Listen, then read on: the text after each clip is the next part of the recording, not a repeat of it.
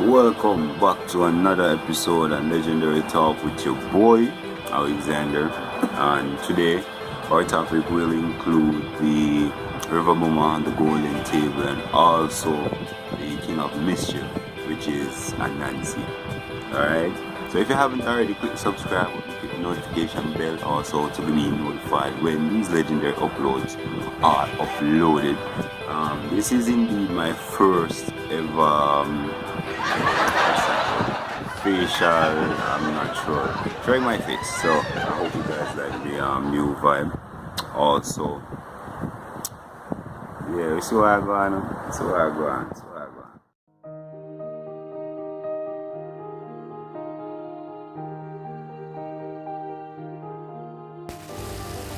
Storytelling in Jamaica was a central part of the life of our ancestors.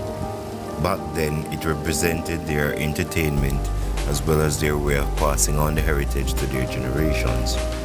Anansi stories were ranked the most popular, but there were others such as Big Boy stories, Mermaid stories, and finally, Duppy stories.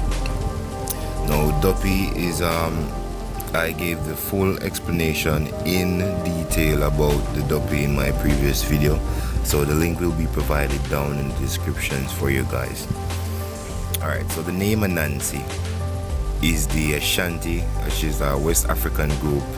It's a word from the Ashanti people for spider, which symbolizes wisdom. Anansi's first name is Kiwiku, which means Wednesday. His father is known to be Nayam, and his mother's name is Asaya. The names will your guys' screen. Anansi stories spread from Africa throughout the world and can be found in countries such as Jamaica, other Caribbean countries, Belize, Central and South America, and South Carolina. As a matter of fact, in South Carolina, Aunt Nancy is sometimes used as a folk name for the spider because the term is the American version of Anansi. So in South Carolina, Aunt Nancy would be the name of the spider, not Brother Anansi. Alright, so Anansi is a central mythical character of the story who was quite an imaginative animated character. He is depicted in numerous forms, as a spider, a human, or a combination of both. Anansi is mostly a trickster and sometimes a hero. It is often through his mischievous pranks in folk tales or trickster tales that we learn to behave.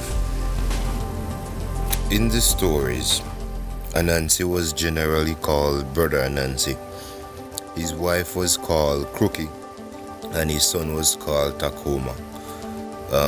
Please let me know in the comments if I'm actually pronouncing these names correctly. I'm not sure based on hearing it when I say it out loud. So the words will be on screen for you guys. Alright, so Anansi had other animal associates in his adventures, namely Brother Snake, Brother Dog, Brother Tiger, Brother Puss, and Brother Monkey. What made these stories so interesting was that Anansi's weakness and strength lies in his cunning character. This character was also what gave Anansi his great charm.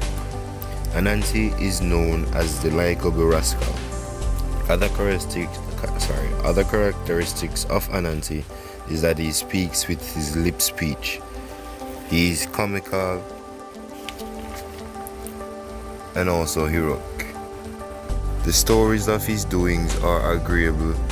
The listeners are usually cheerful and made to feel better after a story. There are hundreds of Anansi stories, and one will find that they are often different versions of the same story. Most of the stories are creation myths. By tricking the sky god, Anansi is credited with placing the moon and the sun in the sky.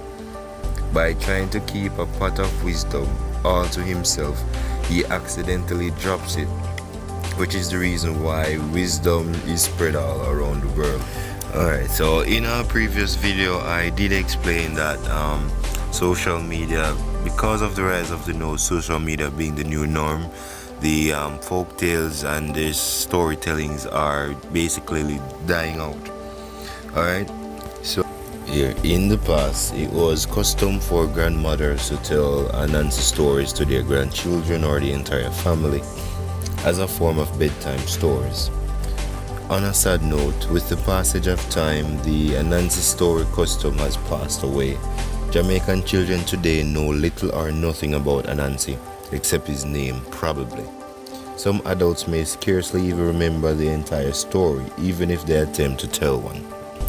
Alright guys, so you can join the family by hitting the subscribe button. You can get notified when a new video is dropped if you hit the notification bell. Also give this video a like if you like the content, and also go ahead and leave a comment.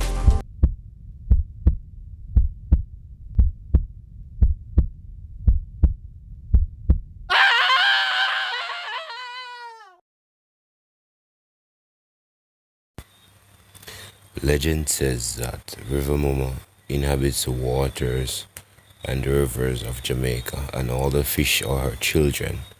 Sometimes people say the River Mumma rises out of the water to sit on the rocks and comb her long black hair. But like they say, don't touch a River Mumma. Matter of fact, don't look at her. There is no telling what she will do if you try.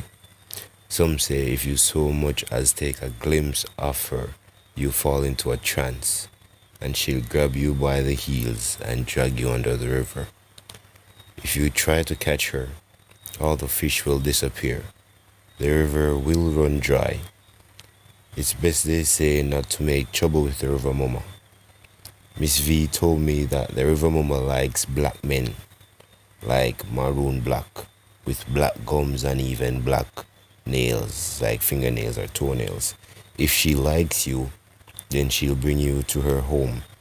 By kissing you, she gives you the ability to breathe underwater. The River Mumma lives in deep rivers, way down in those places where the water is tranquil, still, and aching blue. In spots beneath the shade of cotton trees, rimmed with plumes and spears of palms, and overhung with ferns and rope and vines of plants. It is there, they say, in those still places, way down at the bottom of the river, that the golden table lies hidden. The Spaniards left this table made of solid gold during their quest for gold many centuries ago. The River Mumma guards that table, so beware if you're planning a trip to get it. So beware. Often at noon, on the hottest of blazing hot days, the golden table will rise slowly to the surface and hover there. When the greedy see that table, they will long to steal it. Many have tried. Even one time, in the deepest blue river on the land of a great sugar estate, the foreman for that estate saw that the table rose, so he chained a team of oxen to pull it. "Pull!" he cried, and he snapped his whip across the oxen's back. "Pull, pull!" They pulled and they pulled. 12 muscular, broad-back oxen, but the golden table simply pulled every single animal, including the foreman, into the river, all the way to the deep dark bottom. The golden table and the River Mumma will drag you down till you're lifeless and you will never be seen ever again. The River Mumma uses a gold comb to comb her hair. She often leaves the comb on a rock for people to see. She'll allow you to keep it for a day, but if it's not returned, she will appear in your dream and tell you to return it. If you refuse, you'll be haunted by her in your nightmares. Even if you eat fish, it will cause reactions on your body, even death, unless the comb is returned. Best advice to you, do not be tempted by the gold comb or the golden table. It's definitely not worth it. So there you go, guys. That will be this video pertaining to the River Mumma and the and Brother Anansi, and also the Golden Table. Sorry, Miss V won't be joining us in this video. So if you did, go ahead, leave a comment, let me know your critiques on this type of video, and so leave a like if you like the content that I'm providing. Share with your friends and family. This is indeed a cultural video, and based on the culture of Jamaica, embracing it and reminding people of it for those that have forgotten. Now, we'll be covering some different topics in our next video, so peace out.